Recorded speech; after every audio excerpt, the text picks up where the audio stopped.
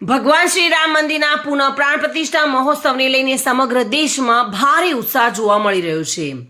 ત્યારે ડીસાના ગાયક કલાકારે પણ મહોત્સવમાં સહભાગી થવા માટે 6.22 મિનિટનું ગીત બનાવી ભગવાન શ્રીરામને અનોખી ભેટ આપી હતી।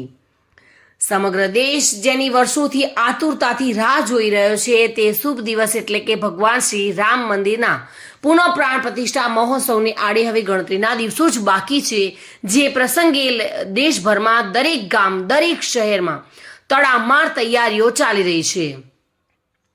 દરેક લોકો આ પ્રસંગને લઈને ખૂબ જ ઉત્સાહિત જોવા મળી રહ્યા છે। ત્યારે ડીસાના એક યુવા ગાયક કલાકારે પણ આ મહોત્સવમાં સહભાગી થવા માટે પોતાની અનોખી ભેટ અર્પણ કરી છે। ગાયક કલાકાર પ્રકાશભાઈ માળીએ આ મહોત્સવને દર્શાવતો અને ભગવાન શ્રી રામ પ્રત્યેની પોતાની શ્રદ્ધાને લઈ 6.22 મિનિટનું ગીત બનાવ્યું છે અને ગીતના શબ્દો છે, જયકારા કરો શ્રી રામ કા ઓર જલાઓ દીપ।